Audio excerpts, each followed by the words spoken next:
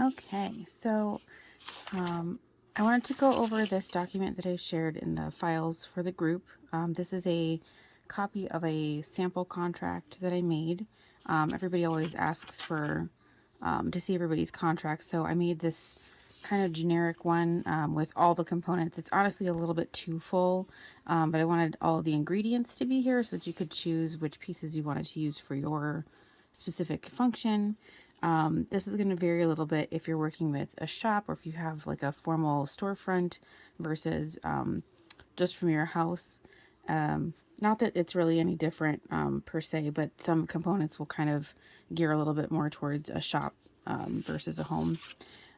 This sheet that I have that prints out as the second one on the file is just some printed tips on how to make this more your own and how to add your own policies to it, as far as, you know, what your storage fees might be, stuff that you need to add that's maybe a little bit more difficult to talk about so that it's at least on your contract.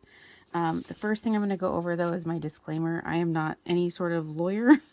The legal language on here is loose at best, and it will vary based on what your state requires of you. So please make sure you get this reviewed with either a lawyer that does contracts or at the very minimum with your CNA, just to make sure that the language is tight enough in case you need to have it upheld for any sort of reason, small claims court or whatever. So yeah, this is just suggestion. I am not a professional at this. This is just something that interests me greatly and that I've worked with a lot. So I wanted to share all the ingredients here. So starting at the very top, the first thing you're going to need to do is put your logo. You'll want to make sure that you use one that actually works in black and white. So if you have a cool color logo, you'll have to spend money getting this color printed, and you don't want to do that. So choose the black and white version. Obviously you can go left, right, or center for that. I'm kind of a centered person, so that's just my general outline. The beginning here is your opening of your contract, and it's going to state the who, the what, and the when. This part is really important to get down. I mean, every part on here is important. I'm going to say why they're each important. Basically, there's nothing superfluous on here. Everything on here needs to be here for some reason. I will gather all of this information while she's getting in her dress. And that way I can be thinking about all these components while I'm fitting her, just to make sure I'm getting the price right. Because the worst thing you could do is find out she's a rush fee at the very end and she doesn't even want your services, and then you just spent your whole time fitting her, and then this is all moot and you've wasted an hour and a half. So I start off, the following work list is the contract of work on, and then I have a blank here and tag size. So what you're going to want to fill in here is the style, name, and the manufacturer. And then as well as what tag size the dress is.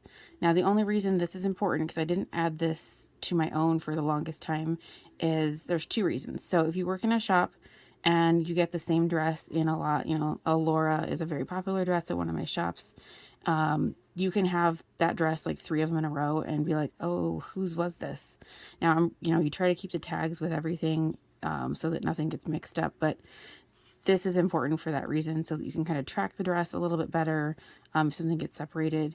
The second reason is in the event of a loss. So if you have any sort of theft or, damage or, insurance reasons, you need to know what the dress was, and that way you can figure out the replacement value that you either need to pay to the bride, or that you're going to need to put on your insurance, or that you're going to need to put on your taxes as a loss.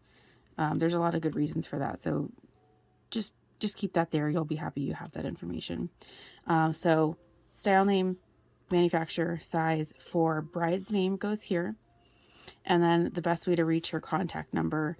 You can also include, if mom's paying for it, you can put mom's number or fiance's number, whoever you need to call to collect payments in between.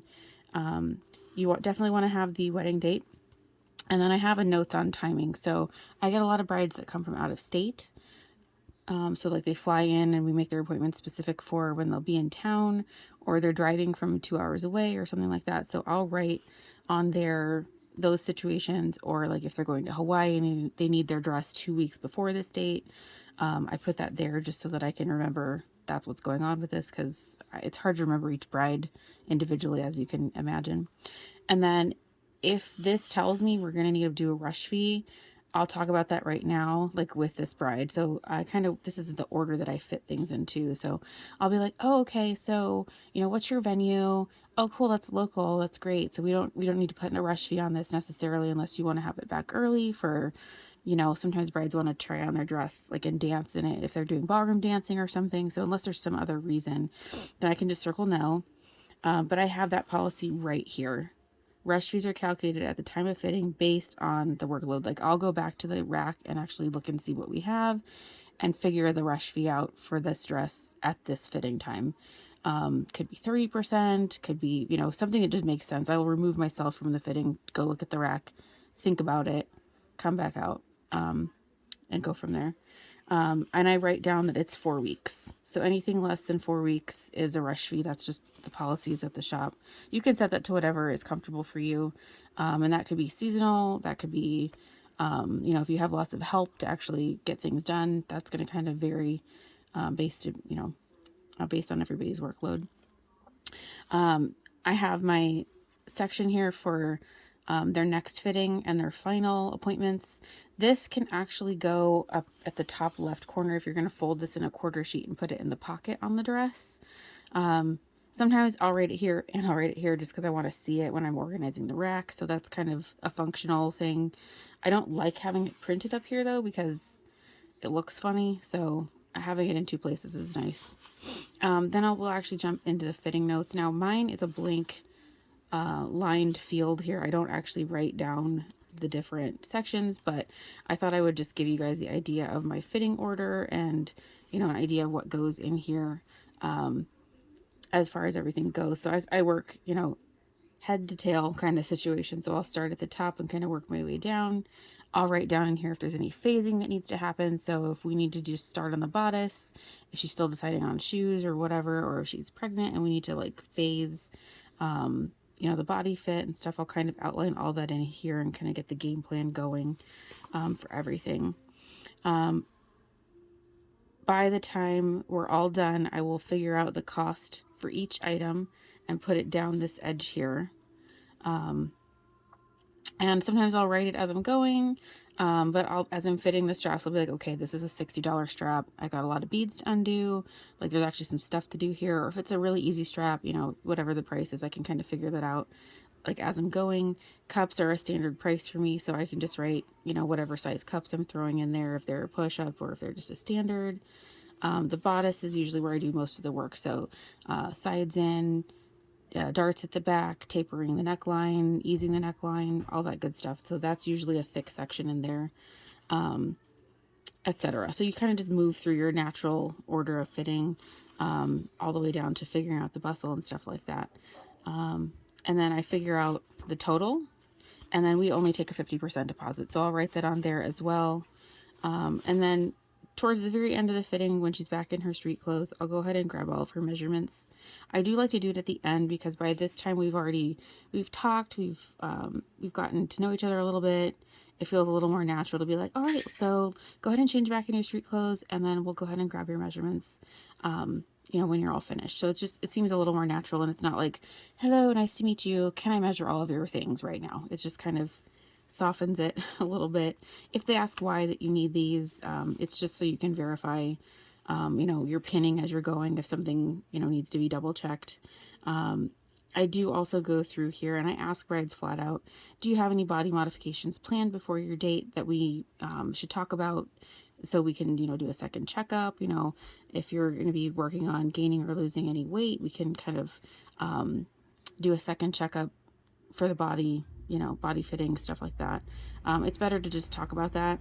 I don't say gaining or losing weight though with them. I will say body modifications, and I will say any sort of, just modifications is a nice word, because I get a lot of brides that are actually trying to lose weight or gain weight, but I get some that are actually getting surgery. So that's kind of an over-encompassing word that just opens up that conversation with them about, if you change, well, you need to pay more money. So that's essentially what that helps me start that conversation for, is if you come back and these are different and we have to do more work, there's more money involved because there's going to be more time involved. I had some brides get Pelotons this year and break into that where they lost an inch off the bodice, and then the bodice doesn't fit. And I had to redo it, and they had to pay again. They were not tickled, but I always tell them, ½ inch above or below is going to be fine. An inch above or below is you're going to be baggy, or you're going to be too tight and it won't zip. So there's a little bit of a threshold, but the measurements are better to use than the weight, because weight, you know, is pointless. Like, we don't have a scale in our fitting room because we don't need that. We need the math of, you know, what these dimensions actually are. So it kind of helps that conversation that we're not talking about, you know, this is not even like a body positivity thing. It's just, what is the math of this situation? The math and the numbers are very impersonal as far as it goes, and it just kind of helps us keep on track. If we're doing a fitting very early, we'll talk about how to maintain these, and you know, again, it's just really nice, clean conversation. We don't do any, like, there's no body shaming happening. This is just so that our pinning will match what they are at the time of their actual fitting. And then the shoe height, because I think we've all had a bride try to switch their shoe height out on us and be like, oh, did you not hem my dress? Or they want, you know, something crazy, and you're like, girl, you came in here with a flat, or girl, you came in here with a platform. So I like to just have that all written out so they know that I know that they know. And then this part down here is where you need to put the things that are not as fun to talk about, but they're here in black and white, so they can read them. But I do read this through with them, just because people don't read. You know how that goes. So I write, any changes to these measurements from the date of fitting might impact the fit of the work as pinned. Please keep within ½ inch above or below these measurements to reduce the risk of reworking and therefore recharging for any work already completed. Nice and simple. You can just read it out loud to them if you're feeling uncomfortable about this conversation. It's just here. You just pretend you didn't write this. This is just your shop's policy. Unless you're working by yourself, then obviously it's hard to be like, well, someone else made this, but you know what I'm saying. If body modifications are planned before the date, additional fittings are recommended to phase the work properly for best fit. At the end of the day, the goal is that the bride gets its crisp, snatched, good fit, and knowing that you're on their side helps. This is not a conversation to talk about street sizes or anything like that. This is just, how do we get you into your dress looking the best? And it's to talk about it. It's to have a good timeline. It's to check things properly before the date is due. This is the stuff that I like to talk about at the best. You know, you can add all of your own stuff in here. We don't steam at the shop that I'm at because it costs money extra for that, but you can put your steaming policy in. You can put your storage fees at the bottom. You can put anything down here that is stuff that you've had problems with. If you have brides canceling, just say we charge, you know, cancellation fees and stuff like that. Add that information down here too. And then you want to write down here that you're not liable for any third-party work completed on this garment. So she could take this to grandma afterwards, and grandma could chop it up, and she'd be like, why'd you do this to my dress? And you'd be like, I did not actually do that alteration. So then it says here, and you signed it. So there's that. I just wrote, simple, deposits are non-refundable. That's how all the deposits are run. Even if we haven't started any of the work, it's rare, but sometimes we'll do that if we haven't started anything. But they at least need to pay for the fitting time. So this could be less, you know, the hour and a half. So you could charge them that way, if that makes sense for how you guys do your billing. Cancellations or date changes must be communicated immediately. So this is specific for this last COVID year that we've all experienced. Brides leaving their dresses at your house or your shop for a year is unacceptable. That's just unacceptable. That's space in your shop that you could be making money with, that you are now not making money with. So they need to pay you for that. They need to pay for that just like any other industry would expect to be paid for storing an item of value. That also puts it at risk in your home. If you have insurance, or if you don't have insurance and you have a loss at home, that puts you at risk. So the storage fee helps kind of cover that too, because it is a risk having a garment at your home. Especially if your business is not disclosed to your insurance, it might not be covered in your home as a loss if your business is considered a hobby business. Again, talk to your appropriate people about that. But this stuff is meant to protect you as well as the seamstress, because you don't want to be coming out of pocket for any of these issues that might arise. There's going to be stuff that pops up and happens that you're going to have to deal with anyways, but this is just to mitigate how much you're actually dealing with. I also include on here that the work is done on premises by the seamstresses authorized to work for the shop, just to communicate that we don't use outside contractors. I feel like that helps build some trust in them, that their dress isn't leaving the store for any reason. Again, COVID has made brides really like tentative about things, and I feel like letting them know where their dress is at all times kind of helps them feel a little bit more comfortable. So yeah, fill out anything that you think that you have trouble talking about just randomly. It'll be here to prompt you, and then they sign and date at the bottom. And you can add a pickup line down here too that they initial when they pick up and say that their dress is completed. I usually add a line on here that says when the dress is taken from the store, it's complete. I don't think I added that on here, so I'll have to add that. So when they take it home, oh, right, it's right here. When garment is removed from the store, it is considered complete and satisfactory. Any new work requires new payment. Really simple. Again, this is not like overly elegant legalese. This is, here's what it is. Do you want it or not? That being said too, when I start a fitting, I will ask the bride, are we looking for an estimate today? Are you wanting something just like a real quick little 20-minute estimate of your dress? Or do you want a full fitting today? And if they ask what's the difference, I'll say the full fitting gets you pinned. We'll come up with the price. We'll go through the whole process. An estimate is I'll either look at the dress and kind of figure out, okay, this is maybe a 3-hour hem, need some cups, and I'll get them a round number, but they're not actually like necessarily trying it on. I do like to have them try it on, just me personally, but I know some people just want to see the construction of the dress, so that depends on what your vibe is.